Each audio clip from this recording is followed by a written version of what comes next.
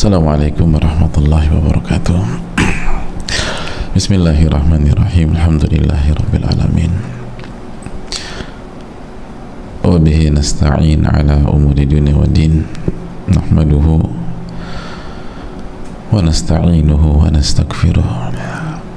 Wa na'udzu billahi min syururi anfusina wa min sayyiati a'malina. Man yahdihillahu fala mudhillalah wa man yudlil fala hadiyalah. Nashhadu an la ilaha illallah wahdahu la syarikalah wa anna Muhammadan abduhu wa rasuluhu la nabiyya ba'dah. Wa nusalli wa nusallim ala nabiyyina Muhammadin wa ala alihi wa sahbihi wa man sara ala nahjihi bi ihsanin ila yaumidin wa ba'd. Hadirin yang Allah muliakan, alhamdulillah kita panjatkan puji dan syukur kita kepada Allah Subhanahu wa taala atas segala nikmat dan karunia yang Allah enggak pernah hentikan dari atau kepada kita, nikmat yang enggak mungkin bisa kita hitung. Dan itulah yang Allah firmankan, wa in ta'uddu ni'matallahi la tuhsuha. Jika kalian ingin menghitung nikmat-nikmat Allah, kalian gak akan bisa menghitungnya. Dan nikmat terbesar adalah kesempatan untuk mendapatkan ilmu yang bermanfaat, ilmu yang melahirkan iman dan amal soleh. Karena itulah kunci kebahagiaan di dunia maupun di akhirat. Ilmu yang bermanfaat, sebagaimana dikatakan oleh salah seorang imam kita, imam yang sangat dihormati, disegani dan dicintai, Al-Imam Asy-Syafi'i rahimahullahu ta'ala, ketika beliau menyampaikan innamal ilmu ma nafa' wa laysa ma hufidh. Ilmu itu yang bermanfaat, bukan yang sebatas dihafal, walaupun hafalan itu penting dan yang mengatakannya adalah ikonnya hafalan. Yang mengatakan adalah simbol kekuatan hafalan. Beliau tuh punya kekuatan hafalan yang sangat luar biasa. Tapi walaupun demikian, beliau sampaikan ilmu itu bukan sebatas yang dihafal, tapi yang bermanfaat. Yang bermanfaat.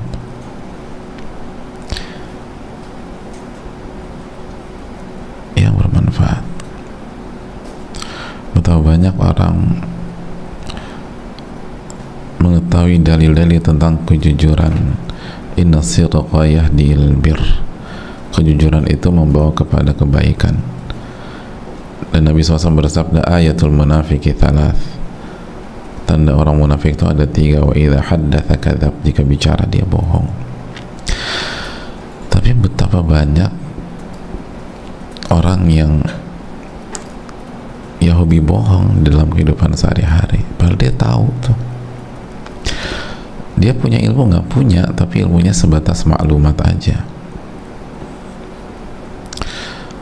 Sebagaimana 99% orang Islam di Jakarta yang nggak sholat subuh pagi ini, kalau ditanya tahu sholat subuh wajib nggak, jawabannya tahu. Berarti kan dia punya ilmu, ya hadirin, punya ilmu, tapi ilmunya nggak bermanfaat. Itu yang ditakutkan. Makanya Rasulullah SAW senantiasa berdoa di waktu pagi, Allahumma inni as'aluka ilman nafi'a.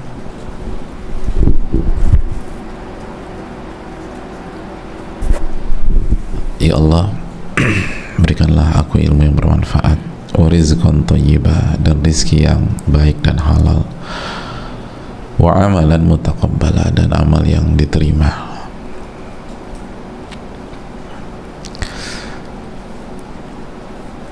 Itu yang senantiasa diminta oleh Rasulullah SAW. Komplit ya, setiap pagi itu minta, Allahumma inni as'aluka ilman nafi'a wa rizqan thayyiba wa amalan mutaqabbala. Maka itu yang hendaknya kita minta, dan jangan sampai kita salah dalam mencari, karena salah dalam mencari salah semuanya hadirin. Salah tujuan itu salah semuanya. Kalau kita salah alamat, salah tujuan, yang harusnya masuk tol Jagorawi bisa masuk tol Cikampek tuh hadirin. Gitu.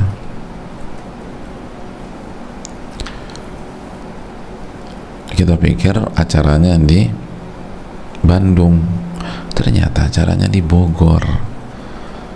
Itu harusnya naik Jagorawi sampai Cikampek, muter-muter nggak jelas. Kenapa? Salah tujuan. Nah, ini kita kajian gini nih hadirin, apa tujuannya?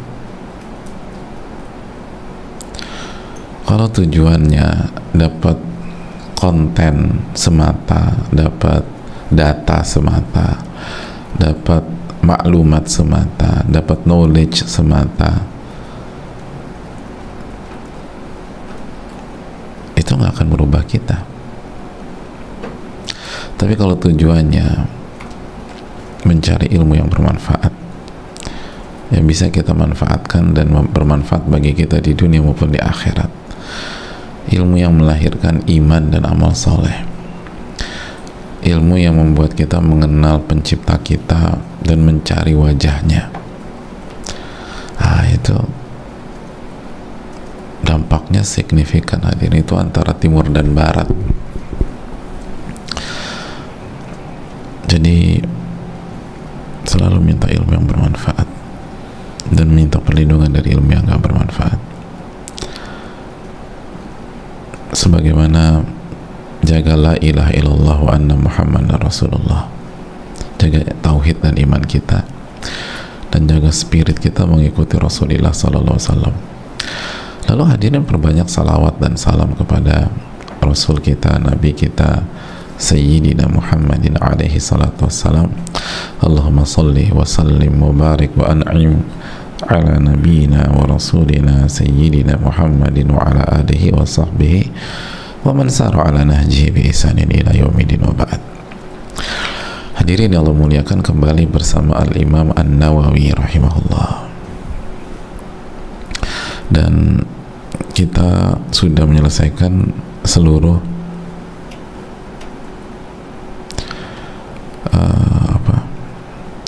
seluruh hadis dalam bab nasihat, tentu saja dengan segala kekurangan kita, keterbatasan referensi kita, dan dibumbui dengan kesalahan-kesalahan pastinya. Semoga Allah ampuni dan semoga Allah maafkan.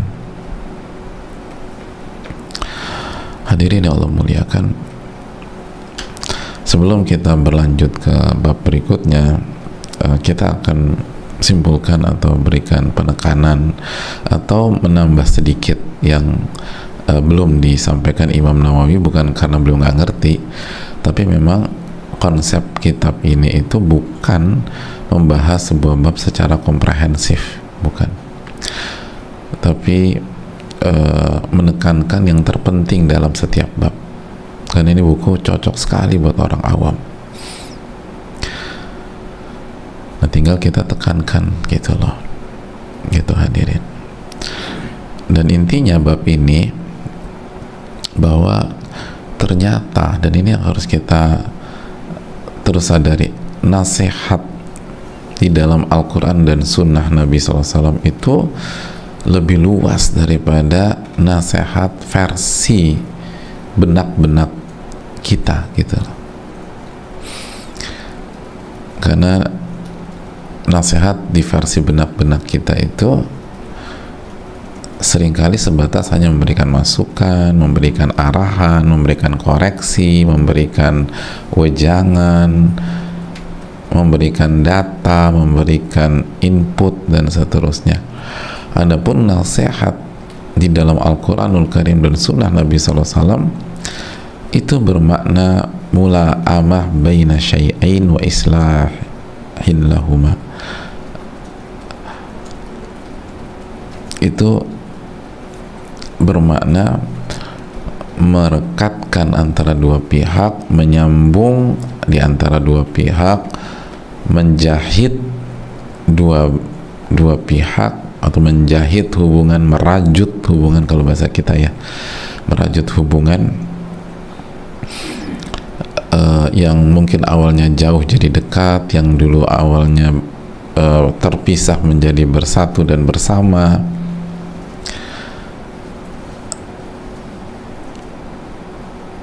Dan itu dilakukan dengan penuh ketulusan, kejujuran, keikhlasan, dan dengan spirit menginginkan yang baik dan terbaik buat pihak tersebut, gitu. Sebagaimana dijelaskan Ibnu Manzur, dijelaskan Ibnu Al-Athir, dan para ulama-ulama yang lain, gitu kan. Dijelaskan Ibnu Faris juga. Ibnu Faris, ngomong-ngomong Faris kemana Faris? Ada ya. Nah ini Ibnu Faris, beda memang tapi namanya doang sama. Ya. Jadi hadirin Allah muliakan. Makanya dari sini kita bisa mengerti diksi yang dari dulu kita ucapkan tapi kita nggak ngerti apa maknanya. Taubatan nasuha.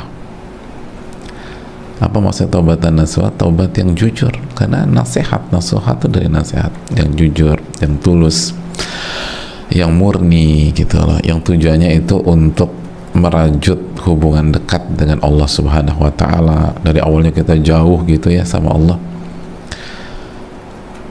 Itu maksudnya kenapa taubatan nasuha.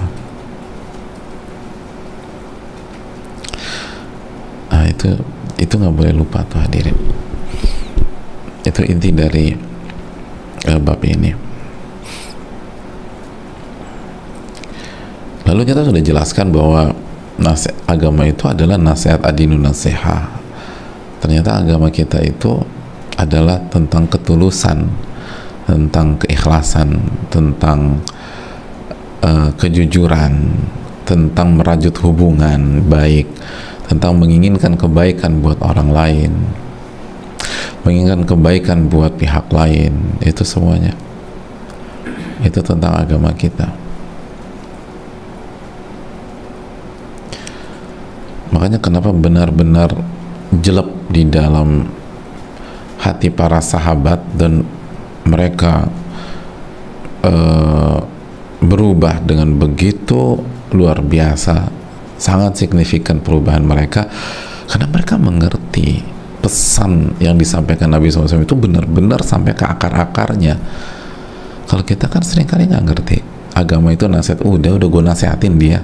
Nah itu yang membuat akhirnya kita tuh nggak maksimal, karena kita tuh ternyata tuh belum paham apa maknanya.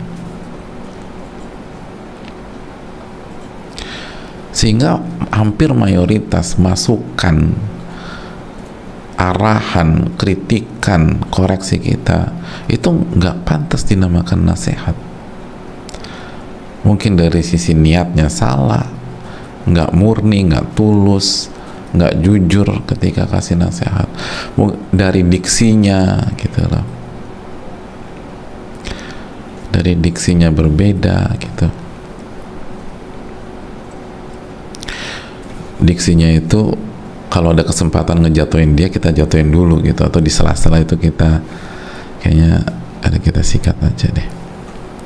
Tapi nanti pokoknya ini nasihat loh, jangan marah loh gitu loh, ini masukan, jangan baper, la tagdob gitu. Tapi kita sendiri nggak ngamalin gitu loh, gitu. Ketika Harun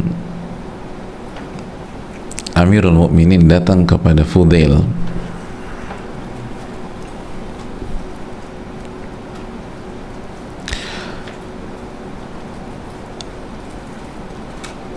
itu kan bahasanya tuh enak banget ya. Ini Amirul Mukminin, ini pemimpin tertinggi datang ke Fudail rahimahullah. Lalu lihat bagaimana Al-Fudail memberikan nasihat, benar-benar real nasihat. Begitu datang Harun, datang rahimahullah, itu langsung, ya Hasan al-wajhi, wahai sosok yang punya wajah yang baik, wajah yang cowok apa sih, ganteng gitu, rupawan. Ya, old school banget ya, wahai wajah yang rupawan. Emang kita pernah dengar hari ini? Nggak pernah dengar. Apa sih kalau pujian, tapi enak gitu, dan antum nggak jadi tersangka kalau antum puji wajah cowok atau laki-laki dengan bahasa itu. Apa?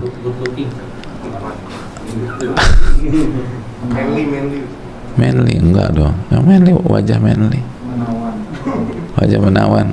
Antum jadi tersangka nggak kalau antum bilang gitu ke Abdul Razak gitu?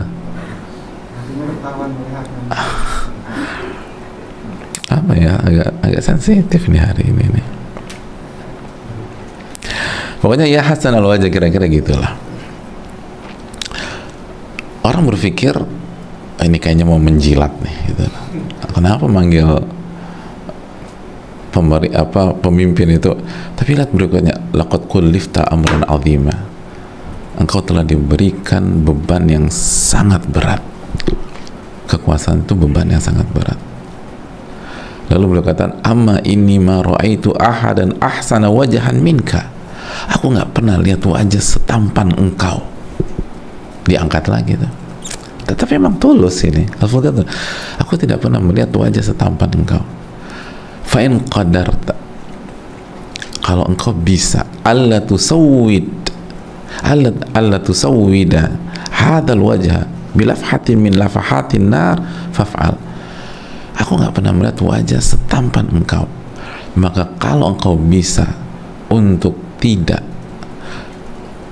membuat wajahmu hitam dengan bakaran api dari api-api neraka, maka lakukanlah. Masya Allah ya. Jadi maksudnya jangan maksiat. Kalau maksiat itu wajahmu yang ganteng gitu tuh dibakar nanti. Jadi bahasanya tuh enak, sopan gitu loh. Tapi tetap kasih masukan, tetap nggak basa-basi. Dalam arti itu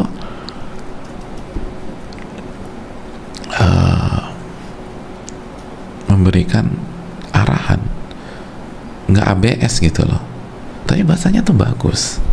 Kau tuh wajah udah oke segala macam, maka dijaga ya, dirawat itu wajah, gitu, dirawat itu wajah. Cara rawatnya gimana? Jangan maksiat.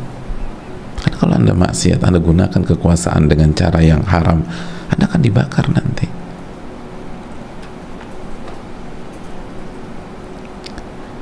Gitu. Tolong dijaga. Itu salah satu contoh. Nah, hadirin,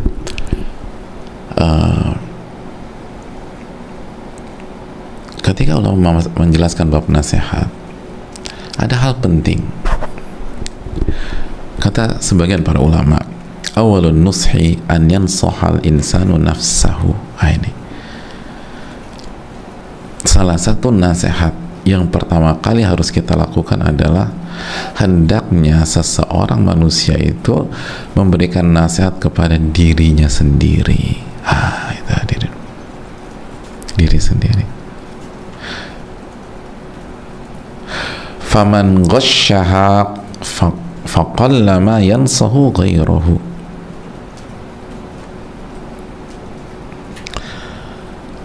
Dan barang siapa yang mencurangi dirinya sendiri, tidak memberikan nasihat pada dirinya sendiri, maka kemungkinannya sangat kecil dia menasihati pihak lain. Gitu. Ini kuncian hadirin, kuncian. Jadi kalau kita ingin punya mental memberikan nasihat kepada yang lain, itu memberikan kebaikan kepada yang lain, mulai dengan memberikan nasihat pada diri sendiri. Pada diri sendiri. Ini poin kajian kita. Karena orang yang tidak memberikan nasihat pada diri sendiri, kemungkinannya sangat kecil untuk memberikan nasihat kepada pihak lain.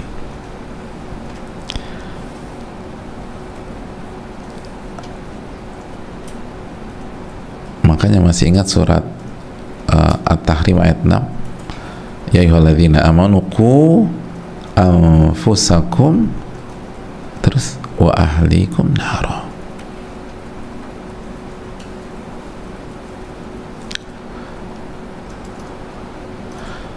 Wahai orang-orang beriman, jagalah diri kalian. Diri kalian dulu. Jaga tuh diri tuh. Wa ahlikum, dan keluarga kalian dari siksa api neraka. Diri dulu. Diri dulu. Jadi kalau kita ingin punya mental nasihat, kita harus jujur dulu dengan diri sendiri. Jujur. Kita harus tulus dulu sama diri sendiri. Kita harus punya pola pikir atau saya harus mengarahkan diri ini ke hal yang terbaik buat dia, gitu. Walaupun nggak enak, walaupun capek, walaupun nggak seru, tapi kalau itu yang terbaik, saya pilih ini. Walaupun nggak sesuai dengan nafsu kita, itu nafsu. Ini penting nih hadirin.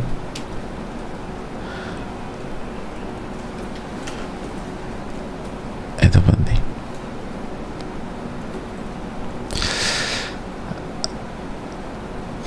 Azan subuh berkumandang, Allahu Akbar, Allahu Akbar. Aduh, nafsu depan tidur loh. Lo tidur aja deh, mendingan deh.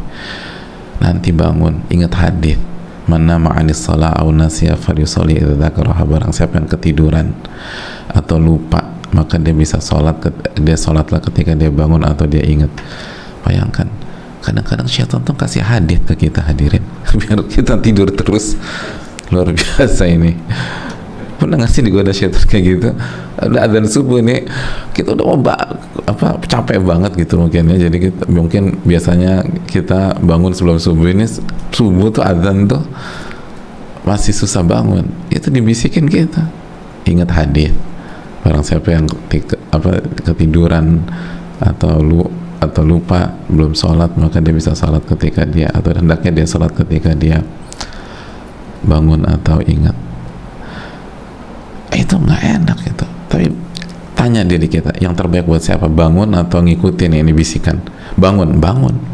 Itu baru nasihat pada diri sendiri. Nasihat pada diri sendiri. Gitu. Depan kita uang haram. Waduh, nafsu udah pengen sikat aja, bos.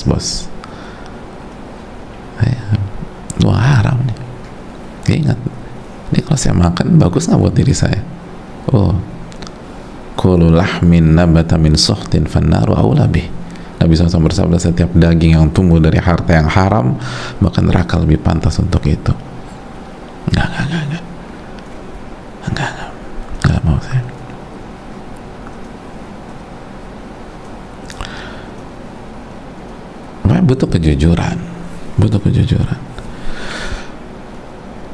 Butuh kejujuran. Ada orang yang nasihatin kita, ini orang di bawah kita ilmunya, logika berpikirnya di bawah kita, tapi dia kasih masukan itu benar dan kita salah. Jujurlah pada diri sendiri. Atau istri kita lah, nggak usah ribet-ribet, istri kita kasih masukan ke kita, atau dia ini masukan benar. Nah, kita mau jujur nggak sama diri sendiri, terus kita terima nasihatnya? atau kita mau bohongi diri kita. Lihat, jadi kalau orang tuh udah bohongin dirinya, ya apalagi bohongin orang. Dirinya dibohongin, dia nggak jujur sama dirinya sendiri. Ini nasihat benar, nasihatnya benar, kenapa Anda nggak terima?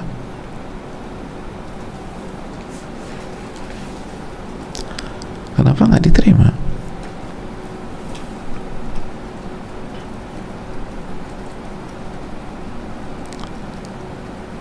Berarti nggak jujur. Jadi kita nggak kasih nasihat buat diri kita sendiri. Kalau kita nggak mengingat yang terbaik untuk diri kita, gimana kita? Kalau kita nggak mau terima kebenaran, gimana kita bisa sampaikan kebenaran untuk orang lain dengan penuh kejujuran? Kita sendiri alergi, kita sendiri nggak mau terima, buktinya nggak jawab.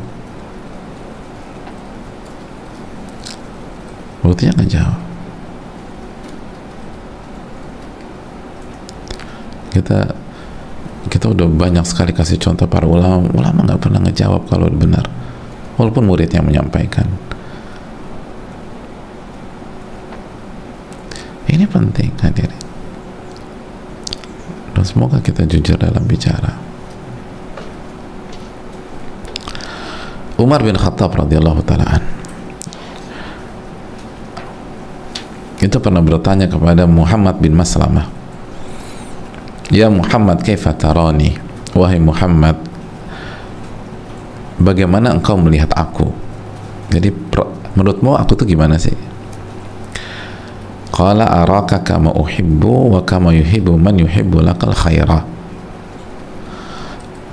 Aku melihat engkau sebagaimana aku inginkan, dan sebagaimana setiap orang yang menginginkan kebaikan kepada dirimu. Jadi aku melihat engkau sebagaimana yang aku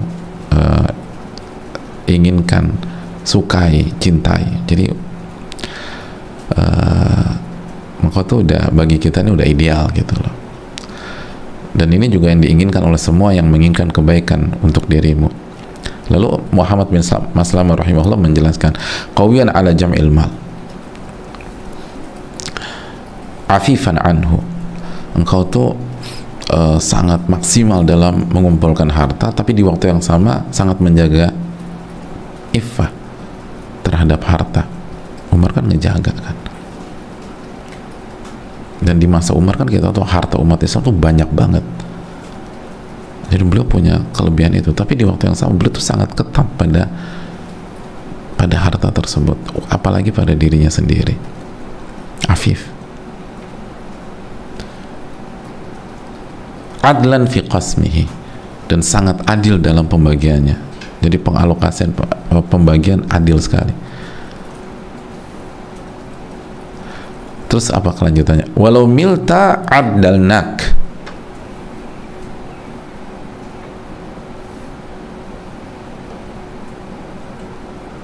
Kalau engkau melenceng atau kalau engkau nggak lurus gitu loh, agak melenceng, agak ini, maka kami akan benarkan engkau, kami akan koreksi, dan kami akan luruskan sebagaimana kami meluruskan anak-anak panah kami akan luruskan. Jadi pokoknya kalau kami lihat engkau keliru atau nggak lurus, kami akan luruskan.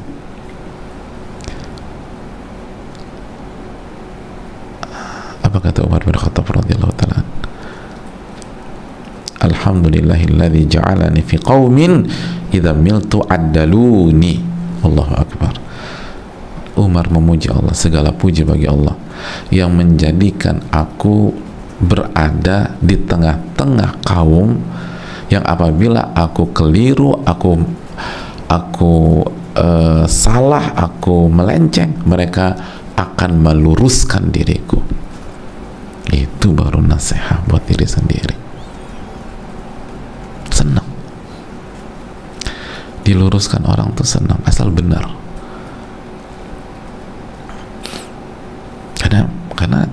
Karena Umar menginginkan kebaikan untuk dirinya. Bagaimana orang mau masuk surga kalau dia banyak melakukan kesalahan dan dia tidak memperbaiki kesalahan itu? Banyak ketika orang sadar atau disadarkan bahwa dirinya salah, senang dia, karena dia ingin kebaikan untuk dirinya, dia jujur buat dirinya.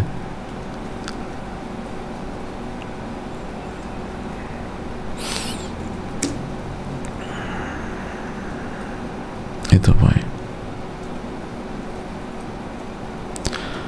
Jadi bukannya, padahal kan bahasanya cukup tegas ya. Dan kalau engkau mild tuh nggak lurus, agak melenceng, agak belok, kami akan luruskan sebagaimana kami meluruskan anak-anak panah. Senang, alhamdulillah. Segala puji bagi Allah yang menjadikan aku hidup bersama orang-orang yang kalau aku salah aku diluruskan. Nah, pertanyaan kita, senang nggak kalau diluruskan orang? Jangankan orang, diluruskan istri tadi, diluruskan suami, diluruskan anak. Kadang-kadang kita lucunya kita nggak mau kalah sama anak kita sendiri. Orang mah bangga kalau anaknya lebih baik ya. Ini ada orang tuh gengsinya minta ampun. Anak pokoknya pengen terlihat perfect di hadapan anaknya.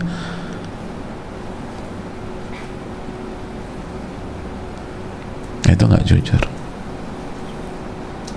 Nggak jujur.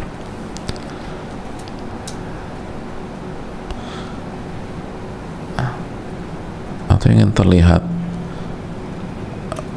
perfect di hadapan lingkungan, di hadapan bawahan kalau di dunia kerja, ingin terlihat perfect di hadapan banyak pihak, padahal nggak ada manusia yang perfect. Kalau Bani Adam khata, setiap anak Adam banyak melakukan kesalahan, dan kita akan sengsara hidup dengan seperti itu.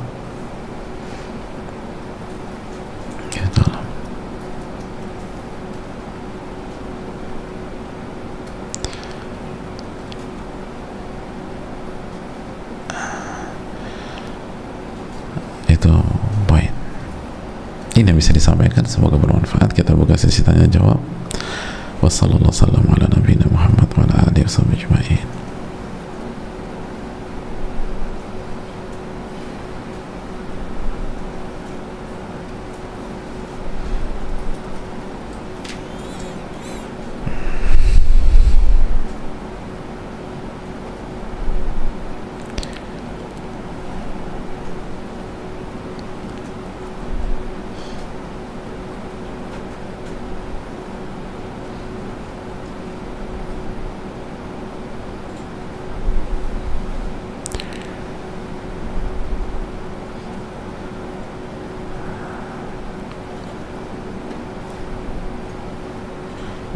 Kita buka,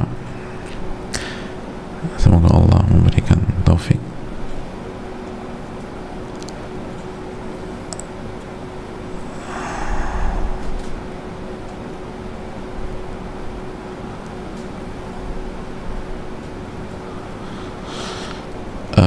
Assalamualaikum warahmatullahi wabarakatuh. Waalaikumsalam warahmatullahi wabarakatuh.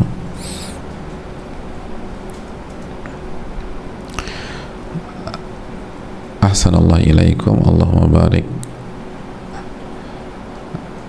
fi ilmikum, amin wa iyyakum. Jazakallahu khair atas ilmu yang sudah Ustaz sampaikan kepada kami. Semoga kita semua diberikan taufik oleh Allah untuk mengamalkannya, amin ya rabbal alamin. Semoga Allah merahmati Imam Nawawi, Ustaz beserta keluarga, tim dan seluruh kaum muslimin, amin ya rabbal alamin. Izin bertanya Ustaz, apakah jika seseorang merasa lebih nikmat mendengarkan Al-Quran yang dibaca orang lain ketimbang membaca sendiri, itu menandakan hatinya sakit? Jazakallahu khairan Ustaz, wa zadakum minal fadl. As'alullah an yataqabbala minkum biqabulin hasan, amin ya rabbal wa iyyakum. Jazakallahu khairan atas doa dan adabnya. Perlu diperinci ya hadirin ya, kalau dia merasa lebih nikmat ketika Al-Quran itu dibaca oleh orang lain karena orang itu bacaannya lebih benar dari dia, lebih sesuai dengan tajwid, jadi mujawad, muhassan, maka itu aman-aman aja, karena mungkin dia bacanya belum benar, masih banyak lahan, banyak kesalahan. Tapi kalau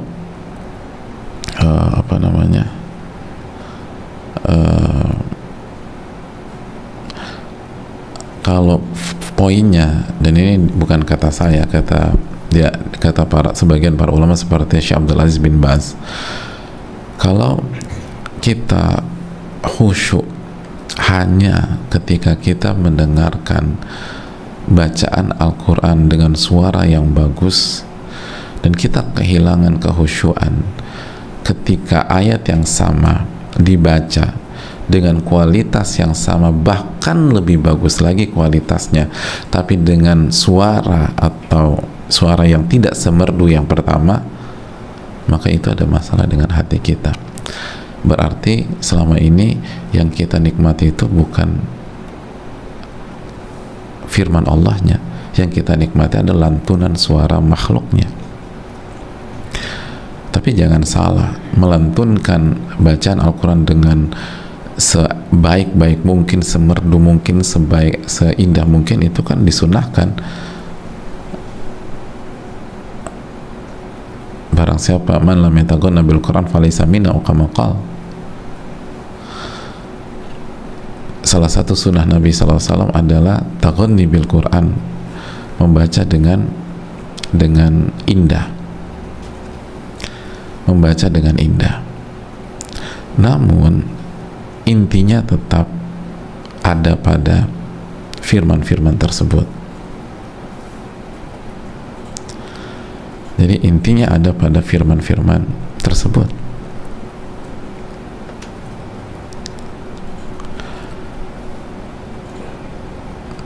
Itu yang perlu kita camkan.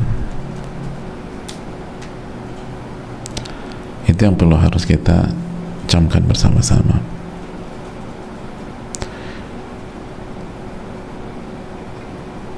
Oleh karena itu, hadirin yang Allah muliakan, fokus pada bacaannya.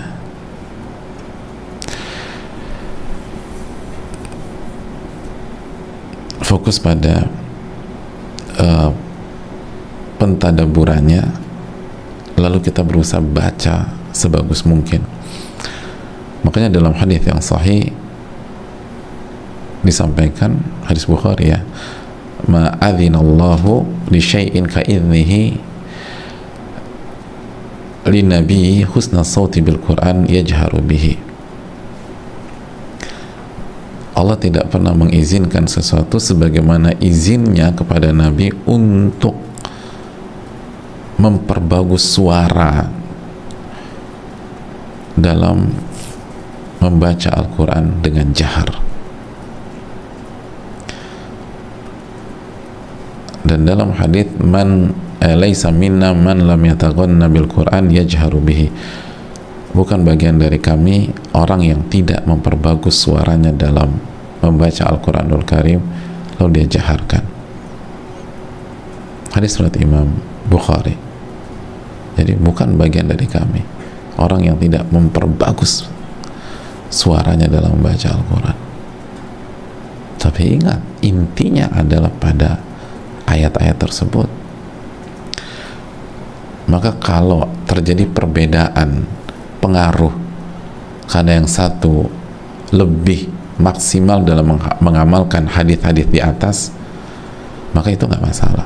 Tapi kalau kita benar-benar hanya khusyuk dengan orang yang bacanya bagus dan nggak ada kehusyuan dengan orang yang bagi kita suaranya biasa-biasa aja, padahal secara kualitas bacaan orang yang kedua ini bisa jadi lebih baik daripada yang pertama, tapi suaranya aja biasa, maka ada masalah dengan konsep kita.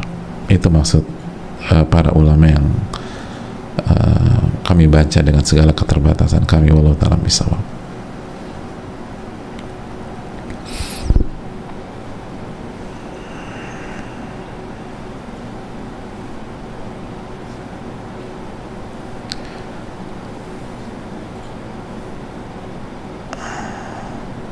Assalamualaikum warahmatullahi wabarakatuh. Waalaikumsalam warahmatullahi wabarakatuh. Semoga Allah memberikan rahmat kepada Imam Nawawi, keluarga beliau, guru-guru beliau, Ustadz, tim beserta keluarga dan seluruh umat muslim. Amin ya rabbal alamin. Izin bertanya Ustadz, agar ibadah menjadi kelezatan, apakah salah satunya juga ibadah batin, semisal salah satunya sabar? Kalau kita masih susah untuk sabar, masih gampang emosi di lingkungan kerja yang tidak mengedepankan nilai-nilai Islam, atau keliru mempresentasikan nilai-nilai Islam, sedangkan kita di posisi bawahan yang sama, yang di sana tidak dianggap, omongan yang diterima hanya omongan orang-orang yang berkedudukan dan berkepentingan. Bagaimanakah sebaiknya sikap kita? Apakah kita perlu sering memberi nasihat atau lebih baik banyak diam? Terima kasih atas kesempatan bertanya. Mohon maaf atas pemahaman yang masih terbatas sehingga belum bisa menggunakan kalimat-kalimat yang lebih santun. Barakallahu fiikum, jazakallahu khairan. Assalamualaikum warahmatullahi wabarakatuh. Waalaikumsalam warahmatullahi wabarakatuh. Makasih banyak atas pertanyaannya. Kalimatnya baik kok, santun, muafak gitu ya. Semoga Allah selalu kasih taufik bagi kita dan yang bertanya. Jadi Masya Allah pertanyaannya. Jawabannya adalah Allah Ta'ala bisawab, merasakan kelezatan ibadah itu kembali ke hadis yang sempat kita bahas, hadirin.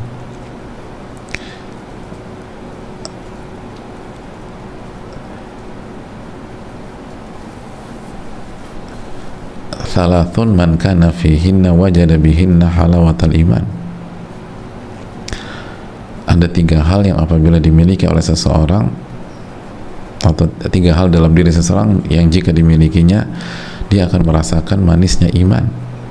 Yang pertama apa? An yakunallahu wa rasuluhu ahabba ilaihi mimma siwahuma. Allah dan Rasulnya lebih ia cintai dibanding yang lain. Yang kedua, an yuhibbal mar'a la yuhibbuhu illa lillah. Yang kedua, dia mencintai seseorang dan tidaklah dia mencintai seseorang itu kecuali karena Allah. Yang ketiga, dia benci atau dia nggak ingin terjatuh ke dalam kekufuran setelah Allah berikan hidayah keimanan, sebagaimana ketidaksukaan dan kebenciannya kalau dia terjatuh ke dalam kobaran api dan api neraka. Jadi itu yang membuat orang itu merasakan kelezatan ibadah. Dan hadis itu panjang banget, panjang, dan ada disertasi yang bagus dalam masalah ini, setebal ini, tentang manisnya iman yang butuh dipelajari secara dalam. Allah, itu yang pertama. Yang kedua, adapun kendala kita di ruang kerja, di lingkungan kerja, kita tuh nggak dikewajiban, kita nggak dituntut atau nggak diwajibkan untuk membuat orang itu menerima ucapan kita, hadirin. Kita itu dituntut untuk memberikan nasihat semaksimal mungkin, gitu. Adapun diterima nggak diterima, para nabi juga nggak diterima sama banyak kaumnya, hadirin. Jadi jangan salah dalam memahami kotak kita. Kita nggak diwajibkan untuk membuat orang, nggak diwajibkan harus sampai dia terima atau enggak, tapi kita diwajibkan untuk memberikan yang terbaik buat dia. Dia terima nggak terima itu urusan dia dengan Allah.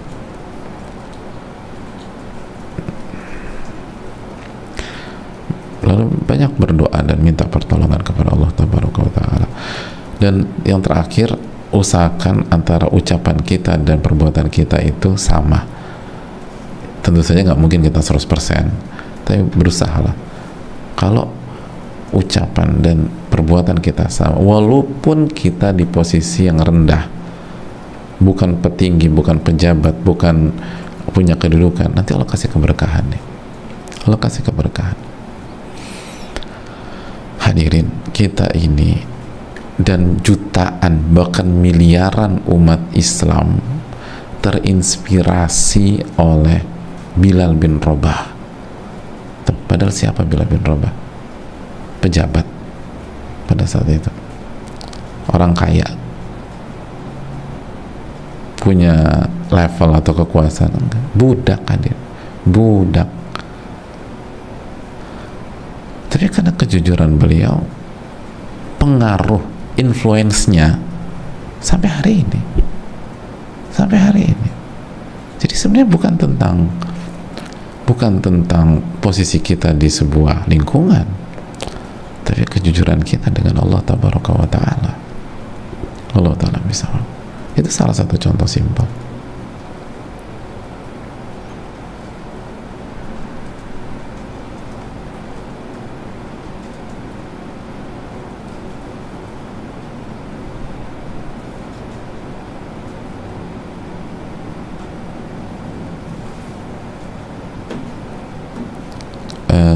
Assalamualaikum warahmatullahi wabarakatuh. Waalaikumsalam warahmatullahi wabarakatuh. Semoga Allah mengampuni dan memberkahi Imam Nawawi serta memberkahi Ustaz Nuzul, keluarga serta tim yang mendukung secara langsung dan tidak langsung. Dan semoga Allah mengampuni seluruh kaum muslimin. Amin ya rabbal alamin. Ustadz Afan izin bertanya, jika ada satu jalan yang paling mudah di antara banyaknya jalan kebaikan, maka manakah jalan yang paling mudah untuk ditempuh untuk menetapi dan menjaga amalan hati untuk tulus dan berharap ridho Allah dalam rangka menasihati atau ketika berada di kotak diberikan nasihat pihak lain? Jazakallahu khairan.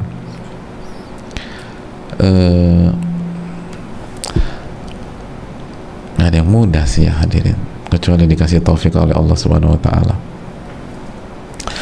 Tapi kalau konteksnya begini, menasehati atau dinasehati pihak lain, sebenarnya jalan kehidupan yang paling ideal adalah apa yang dikatakan oleh Imam Az-Zarnuji rahimahullah, yaitu kita harus memilih ilmu, memilih guru, memilih teman seperjuangan, lalu konsisten dengan itu.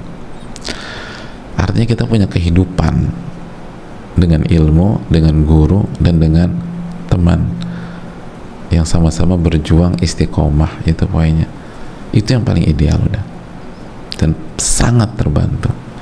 Tapi itu pun nggak mudah kecuali dengan, artinya untuk mendapatkan tiga hal itu full package dalam kehidupan ada.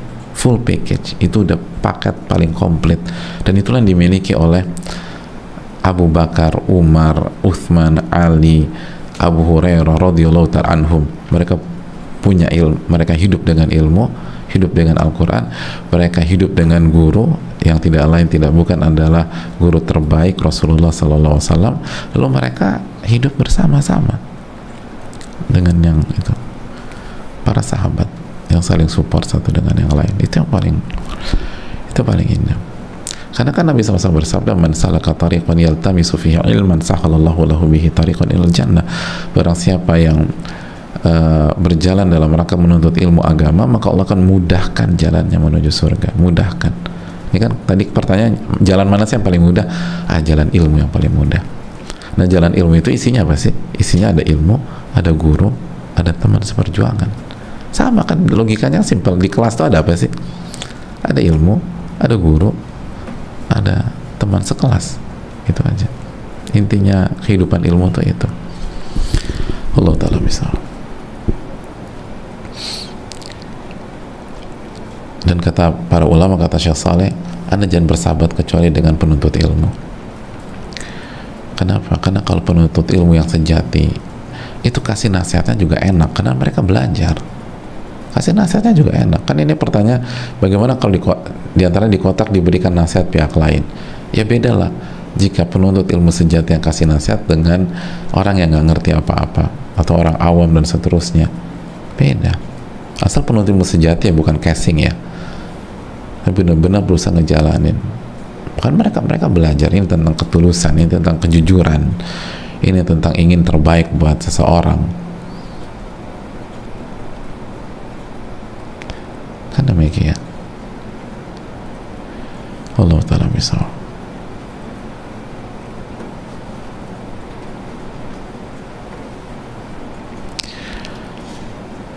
Assalamualaikum warahmatullahi wabarakatuh. Waalaikumsalam warahmatullahi wabarakatuh. Semoga Allah merahmati Ustaz, keluarga, dan seluruh tim kajian Riyadhus Shalihin dan seluruh kaum muslimin. Amin ya rabbal alamin. Semoga Allah merahmati Imam Nawawi dan keluarga beliau dan orang-orang yang beliau sayangi. Amin ya rabbal alamin. Mohon nasihatnya Ustaz, bagaimana kalau bersikap ketika kita harus menceritakan, menyampaikan kesalahan atau karakter buruk staf di kantor kepada atasan yang lebih tinggi untuk menganalisa tindakan yang harus dilakukan terhadap staf tersebut? Jazakallahu khairan Ustaz. Wa iyyakum. Itu haruslah dilakukan. Namun yang harus dilakukan adalah, yang harus diingat adalah yang pertama, niatnya apa. Innamal a'malu binniyat. Apakah niatnya tulus, jujur, dan menginginkan kebaikan buat perusahaan secara umum dan orang tersebut secara khusus? Karena sifat buruk kan perlu diingatkan agar dia berubah menjadi jauh lebih baik, dan itu kebaikan buat dia. Tapi kalau niatnya untuk menjegal, untuk menghancurkan karir seseorang atau mempermalukan dia, maka itu nggak benar. Hati-hati, karena Allah melihat, Allah nggak ngantuk dan nggak tidur. dan al jaza min jinsil amal, balasan tergantung jenis perbuatan. Kalau kita gitukan orang, jangan kaget kalau nanti kita digitukan juga. Oleh karena itu ini yang perlu kita camkan.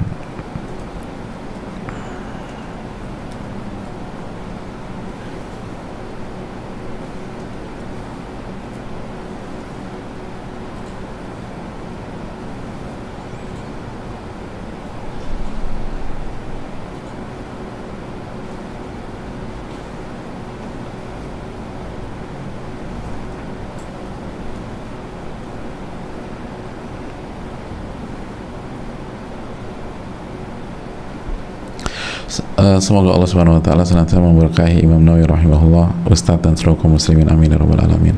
Mohon izin bertanya terkait nasihat.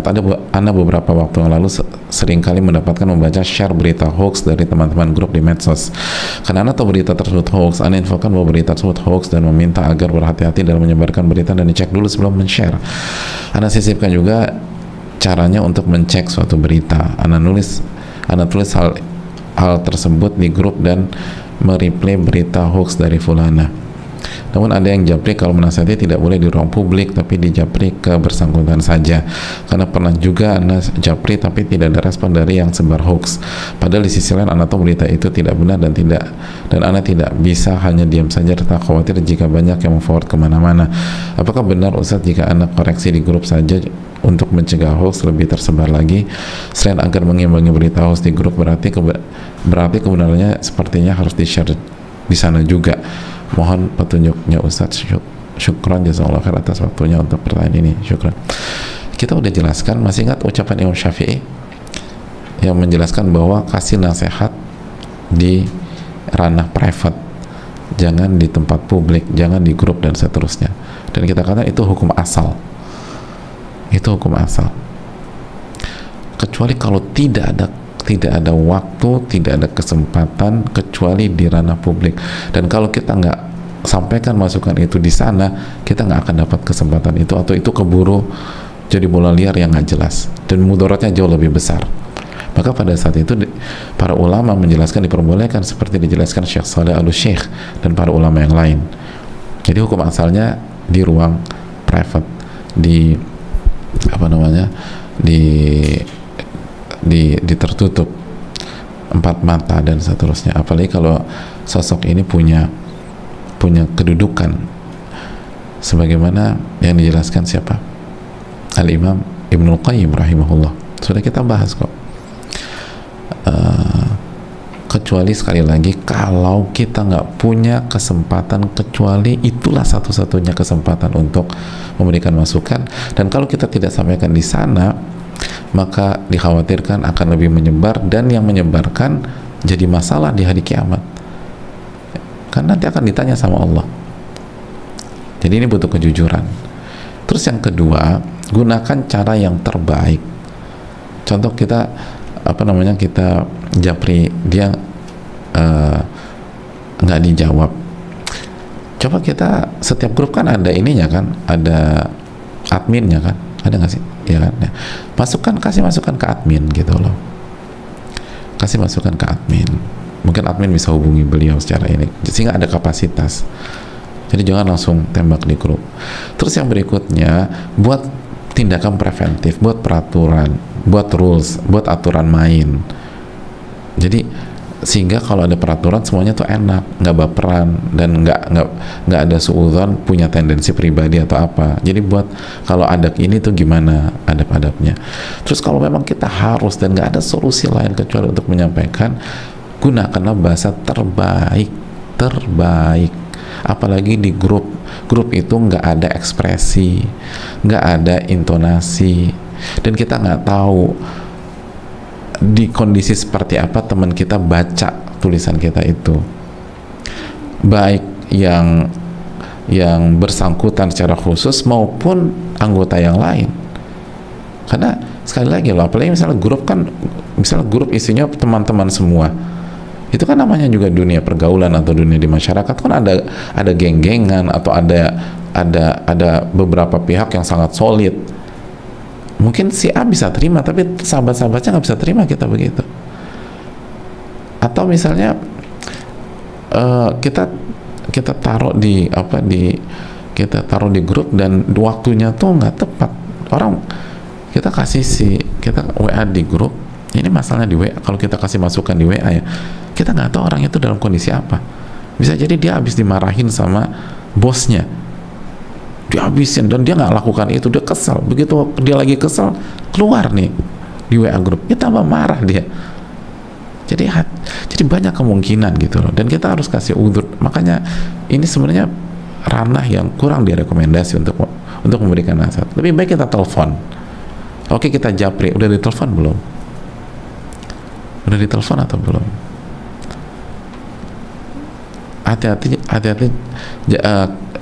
artinya itu cara, mungkin salah satu cara paling terakhir untuk taruh di grup. Setelah semuanya mentok, baru kita ini. Atau kalau kita tahu ada sahabatnya di grup, hubungi sahabatnya, tolong antum yang bicara. Nah, anda nggak terlalu dekat sama beliau, khawatir salah paham. Kalau anda kan dekat, lebih asik, coba antum anda yang bicara, ini nggak benar, biar saya juga nggak mau dia dapat dosa nanti. Jadi semua sisi itu dilakukan dulu, baru kalau nggak ada kesempatan kecuali itu, dan kalau kita nggak kasih momentumnya hilang atau bisa tambah lebar, sampaikan dengan cara yang sangat baik. Pilih cara yang terbaik, mohon maaf, gak ada maksud, terus pakai bahasa yang santun gitu loh. Semua orang bisa salah gitu, dan pokoknya pakai bahasa terbaik mungkin. Dan posisikan, kalau kita di posisi dia, ingatkan hadis Nabi, la yu'minu ahadukum hatta yuhibba li akhi ma yuhibbu li nafsi. Tanya diri kita senang nggak kalau dikoreksi di grup? Antum senang nggak sih kalau dikoreksi di grup? Nggak ada yang senang nggak? Cuma yang senang angkat tangan. Nggak ada yang senang dikoreksi di grup. Berarti ini bukan cara yang direkomendasikan. Kita sendiri nggak senang dikoreksi di grup. Oke, kalau harus, apa yang kita harapkan? Bahasa seperti apa sih yang kita harapkan? Kalau memang nggak ada solusi lain kecuali kita dikoreksi di grup tersebut, kan kita ingin bahasanya dijaga baik, ya udah terapkan itu aja. Ingat, amalkan hadis kita. Saya rasa cukup sampai di sini. Jazakallahu khairan. Semoga bermanfaat, dan semoga Allah memberikan taufik kepada kita. Allahumma inna nas'aluka ilman nafi'an wa na'udzubika min ilmin la yanfa'. Subhanaka la ilaha illa anta, astaghfiruka wa atubu ilaik. Assalamualaikum warahmatullahi wabarakatuh.